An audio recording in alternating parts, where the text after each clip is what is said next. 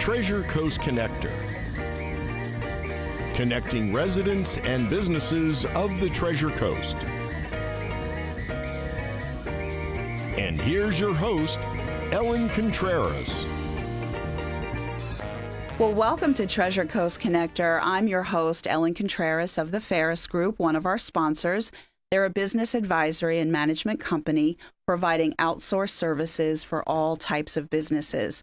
To learn more about it, check out the website at www.ferrisgroup.com, PHARUSgroup.com, or call me directly if you have questions, 772-925-4557. Treasure Coast Connector is a show that puts a spotlight on local business owners so we learn why they started their business and what makes their products and services so unique and special.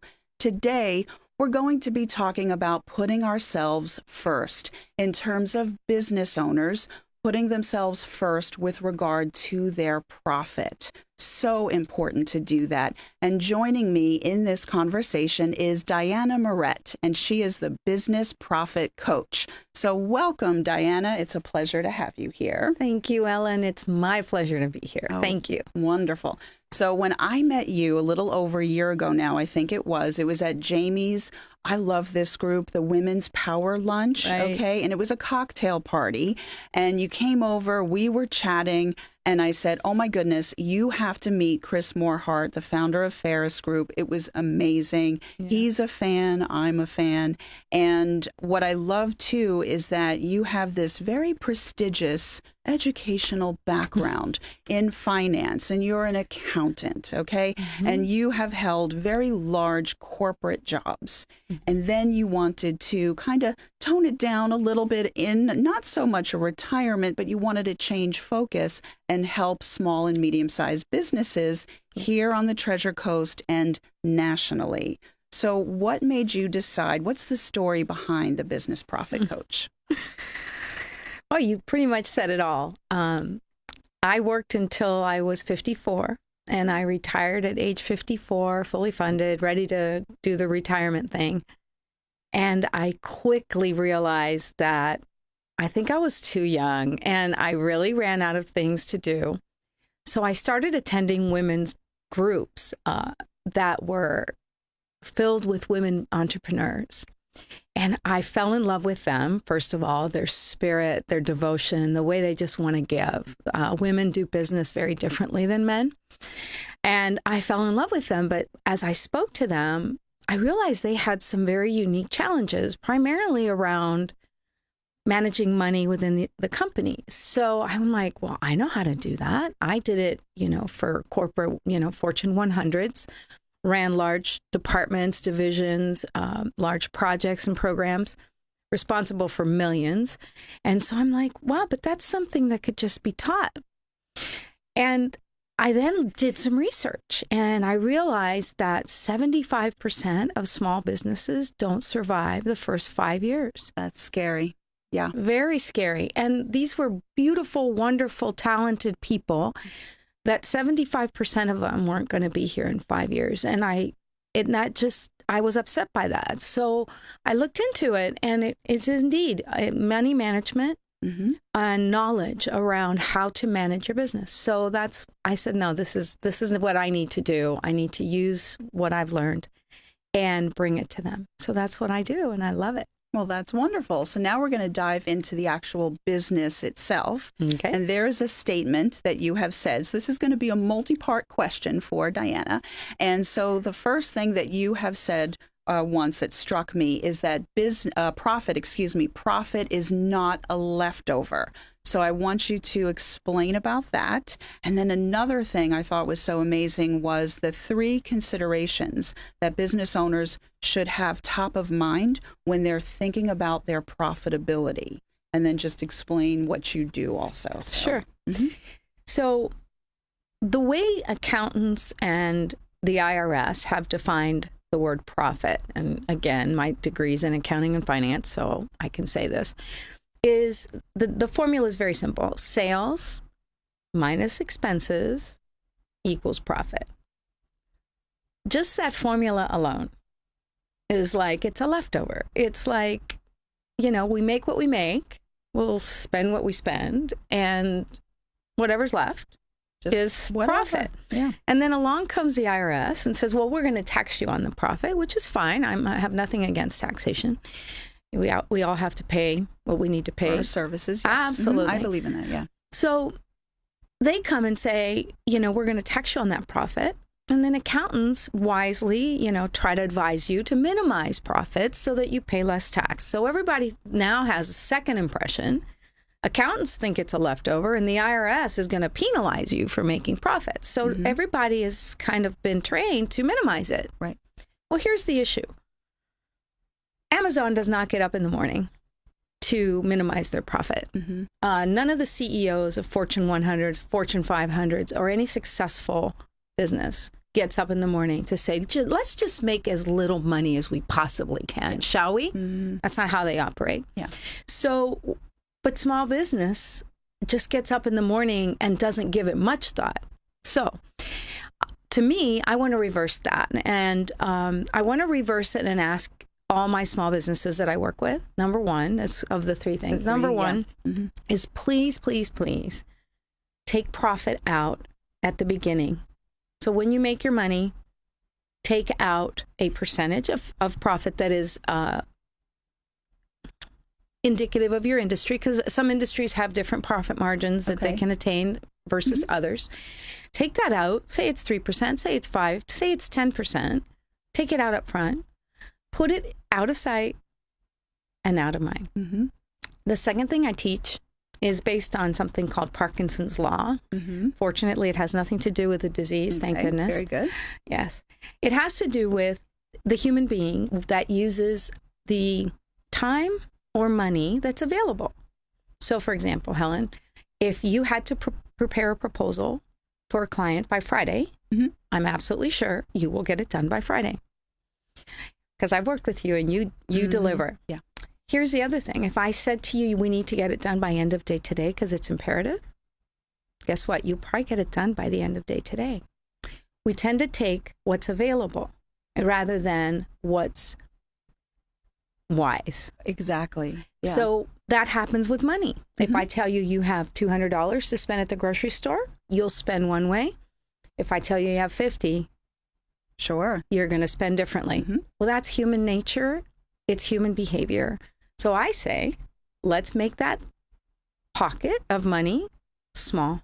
Let's take the profit out at the beginning. Let's work with what's left. And be strategic and mindful. Exactly. Yeah. Okay. And then finally, yes, a lot of small businesses, they get caught at the end of the year. Their accountant comes to them and says, you need to write a check to the IRS for X. And often they're caught. I didn't realize this, but they're often caught. Oh my gosh, where's that money going to come from? Yeah. I hope I have a credit card with room on it or whatever. Yeah. So the other thing that we do in my courses and stuff, we're going to touch on that later, is let's take out our tax amount, an estimate. Let's take it out up front as well. Now, these are not concepts that I necessarily developed. They've been, Warren Buffett talks about paying yourself first. So this is not something that I, came up with as a brainchild. However, I find that nobody's applying it. That is very true. Very I teach them to apply it. Yeah. No, it's very true. Yeah. And then the third thing is about how people will be able to then have a business to sell. Exactly. And for a lot of small and medium-sized business owners, that means everything in terms of their retirement. Absolutely. Yeah. So one of the things that if you are building a small business, it could very well be your largest asset besides your home. Yeah. And when somebody is looking to sell that, if I was looking to purchase your business, I would look at how much money you make and how much profit am I going to make by buying your business. Yeah. So if you've been minimizing your profit or showing as little as possible, your business isn't attractive for purchase. So that's one reason, another reason why small business owners need to show healthy profits if they have any intention at all of selling their business. Yeah. Yeah. It's very, very true. So, and how you value it and how the business is valued sometimes is based on cash flow, et cetera. So that's all built in. Yeah. So with your coaching business, your practice, education is everything. And I think that smart people, whether you're a self-employed person or not, to be that lifelong learner, just to have a thirst for knowledge for yourself, for your business, for your hobbies, it just keeps us engaged as we age. Hey, I kind of like that. You can use that if you'd like. I will. Okay.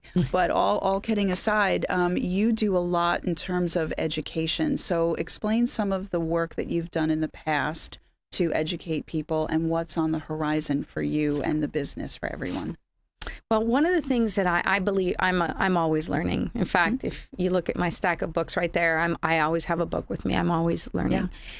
And I also volunteer for a very amazing organization. It's a division of the Small Business Association called SCORE. And what SCORE does is they hire retired executives, and you can do one of two things. You can mentor, or you can actually teach classes and workshops. I do coaching, so I don't mentor, but I do teach classes on behalf of SCORE in the Treasure Coast. So you're volunteering your time for that, yeah. Yes. I love it. I love meeting new business owners. I love having an impact and watching their eyes when I explain a small, simple concept that they know will help them. It just is so fulfilling for me. So I love doing that. Yeah. So in addition to I do a lot of Facebook Lives that are in teaching mode. I also have a lunch and learn, etc. I do a lot of education. I believe that people who go into business do it because they love what they do, but they may need some help with some of the fundamentals. Oh, absolutely. We get caught up in the day-to-day. Exactly. So they have to just take time out to be strategic. And I'm segueing on that take time out because we are almost halfway through. So Diana and I do have to take a quick 2-minute break, but we have a lot more to discuss when we come back, so stay tuned. Have you heard about the new and exciting changes at the Caribbean Court Boutique Resort? Havana Nights Piano Bar is open 7 days a week from 4:30 till close. Dinner is served from 4:30 to 9. Every evening kicked off with a happy hour, $5 house wine, wells, and $2 off any beer. Chef's Early Bird Dining Special from 4:30 to 6 includes an entree, glass of wine, and cheesecake for $30. Havana Nights has nightly specials like Sundays, small plate, and all-night happy hour. Mondays, all-you-can-eat prime rib. 2 for Tuesdays features an extra-large dish that can be shared between 2 people. Entree, salad, and dessert. Includes tequila flights, oyster shooters, and $8 margarita specials, too. For fine dining, Maison Martinique Restaurant from 5 to 9. Wednesday through Saturday. Nightly specials include Wednesday night lobster night. Thursdays, a 3-course dinner for $40. $50 with a bottle of house wine. Enjoy a free glass of wine with your meal when you say Donna 10 at Havana Nights or Maison Martinique Restaurant. Member of the iTex trading community. Your iTex dollars are welcome. Recycling plastic bottles, jugs, and containers is a good thing, but thin plastic wraps, plastic shopping bags, and hoses should never be placed in your recycling cart. Why? When our recyclables are sent to the material recovery facility, these items get jammed up in the machinery and need to be cut loose. So instead, throw hoses and thin plastic wraps in the garbage and return plastic shopping bags to a collection bin at a local grocery store. To learn more about recycling in Indian River County, visit us at ircrecycles.com. Indian River County. Roll with us, recycle. Waves Auto Spa, known as Vero's fastest and finest. A car wash known for their quality equipment and attention to detail by a friendly and courteous staff. Waves offers soft cloth technology, and a top-notch detail center will help preserve the value of your car. Waves now offers windshield chip repair, and in most cases, it doesn't cost you a dime. Spend less time and get a better quality experience for you and your car at Waves Auto Spa, US 1 Vero Beach, across from Kmart Plaza. Open 7 days a week.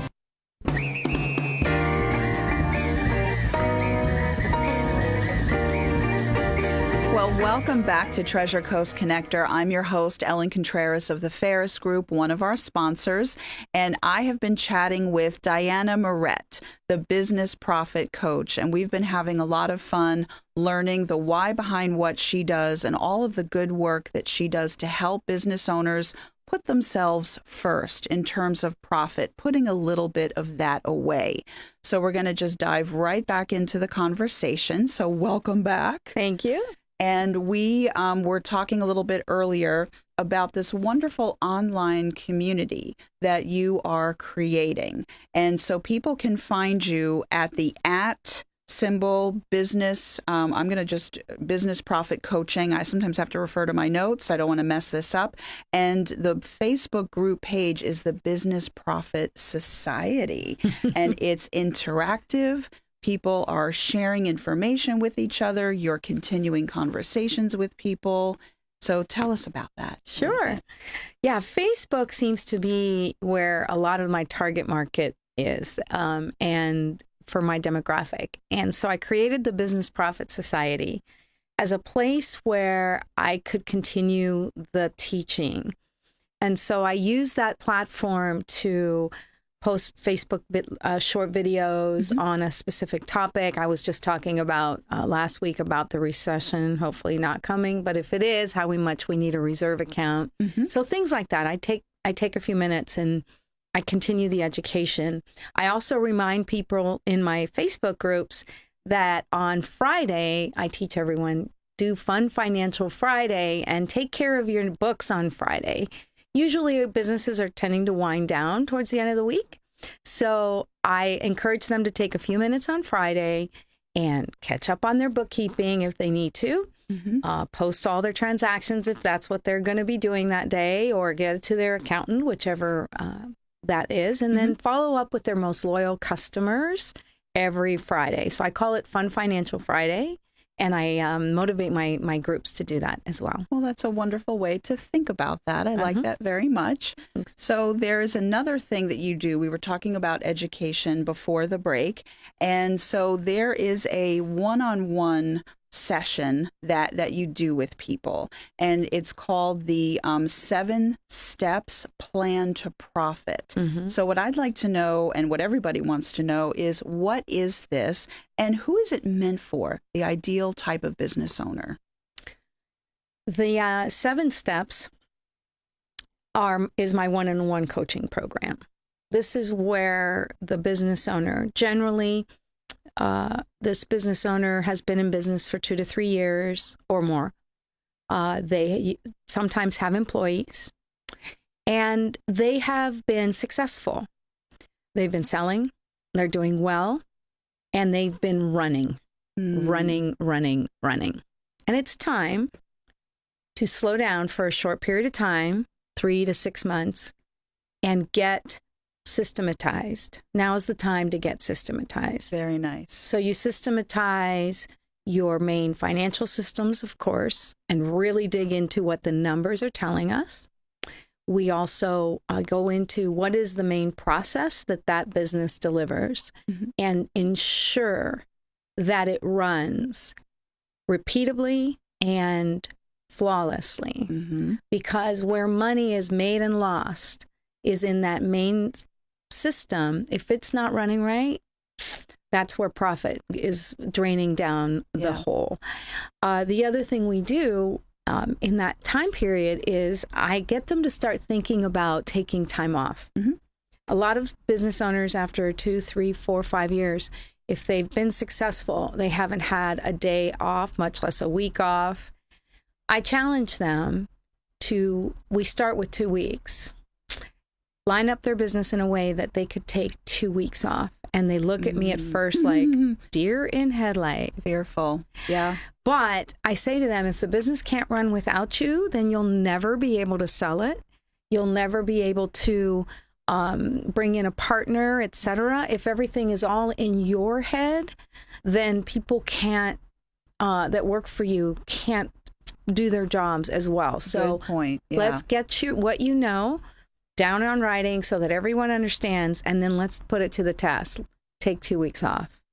So that's the gist of the 7-step process. There's obviously components that we look at, in detail, but that's the gist. Well, very good. And there's another program that I think is wonderful, and you have very good names for these things, and it's the Profit Jumpstart. Yes. So this is different than what we talked about before about the 7 steps. Yeah. And you had mentioned that this is good for the small business owner or the solopreneur. Yes. So tell us about that. Thank you. Yeah, that's for the person who has been in business maybe under a year, kind of scrambling to get themselves organized is the best way I can describe it. And I teach them to create something, a budget. Ooh. Oh, I know. We look at a personal The budget. dreaded B word, but it's Yes. good. It's not bad. Yeah.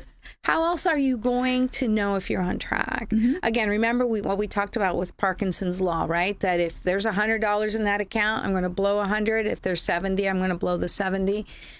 Same thing if you add a zero, 7,000, chances are that's going to be gone. So I teach them to work with a budget rather than what's in the bank account. I find that small businesses tend to look at what's the balance on the account rather than what they should be spending that month. They look at, oh, look what I have up there. I know.